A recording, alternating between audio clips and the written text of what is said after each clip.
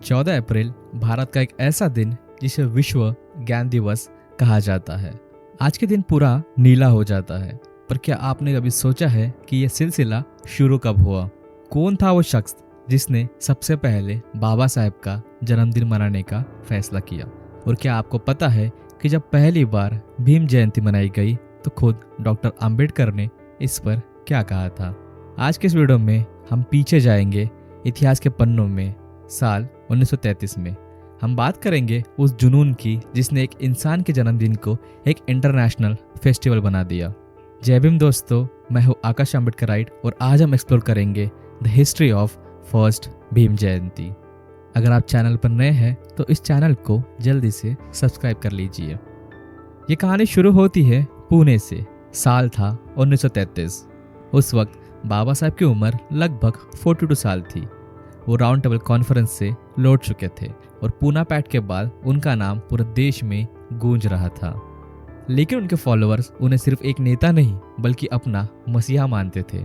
पुणे में उनके एक बहुत ही लॉयल फॉलोअर थे जिनका नाम था जनार्दन सदाशिव रानपीसे। रानपीसे जी एक सोशल एक्टिविस्ट थे और बाबा साहब के विचारों के लिए कुछ भी करने को तैयार थे। रानपीसे जी ने सोचा कि जिस इंसान ने हमारी सदियों की गुलामी को तोड़ने का रास्ता दिखाया, क्यों ना उनका जन्मदिन एक फेस्टिवल के रूप में मनाया जाए। उन्होंने अपने साथियों से बात की और डिसाइड किया कि 14 अप्रैल 1933 को वो बाबा साहब का जन्मदिन पब्लिकली सेलिब्रेट करेंगे। प्लेस थी पुणे का अहिल्या आश्रम। रानपीसे जी ने बहुत बड़े लेवल पर तैयारी नहीं की थी क्योंकि उस वक्त रिसोर्सेस कम थे और विरोधी बहुत ज्यादा। लेकिन उस दिन पुणे की सड़कों पर कुछ अलग ही माहौल था। पहली बार बाबा साहब की फोटो को फूलों से सजाया गया। रानपीसे जी ने एक छोटी सी सभा बुलाई। वहां लोगों को बताया गया कि अंबेडकर होना क्या होता है।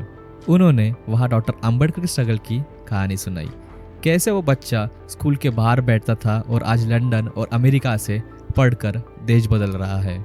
ये वो वक्त था जब लोग अपने जन्मदिन के बारे में सोचते भी नहीं थे, लेकिन रानपीसे जी ने इसे एक पॉलिटिकल और सोशल अवेकनिंग का जरिया बना दिया।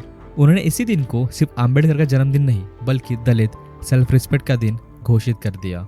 अब सवाल ये आता है कि बाबा साहब को पता चला कि उनका जन्मदिन मनाया जा रहा है तो उनका रिएक्शन क्या था इस पर? दोस्तों, डॉक्टर अंबेडकर हमेशा हीरो वर्शिप यानी व्यक्ति पूजा के खिलाफ थे। उन्हें लगता था कि अगर लोग नेता की पूजा करने लगेंगे तो उसके विचारों यानी आइडियाज को भूल जाएंगे। शुरुआत में बाबा साहब ने इसका विरोध किया। उन्होंने कहा, मेरा जन्मदिन मनाने की जरूरत नहीं है, अगर सम्मान देना है तो मेरे मिशन को आगे बढ़ाओ। लेकिन रानपीसे जी और बाकी फॉलोअर्स का प्रेम इतना गहरा था कि उन्होंने बाबा साहब को मना लिया। उन्होंने कहा कि यह सेलिब्रेशन आपके लिए नहीं बल्कि उन लोगों के लिए है जिन्हें सदियों से बताया गया कि उनका जन्म ही एक पाप है। ये दिन उनके लिए गर्व का दिन है। आखिरकार बाबा साहब ने इजाजत दे दी और तब से हर 14 अप्रैल को यह सिलसिला बढ़ता गया। 1933 के बाद भीम जयंती सिर्फ पुणे तक सीमित नहीं रही। 1940 तक आते आते ये बॉम्बे, मुंबई, नागपुर और दिल्ली तक फैल गई। 1942 में जब बाबा साहब विसरॉय की एग्जीक्यूटिव काउंसिल में थे तब दिल्ली में बहुत बड़े लेवल पर भीम जयंती मनाई गई।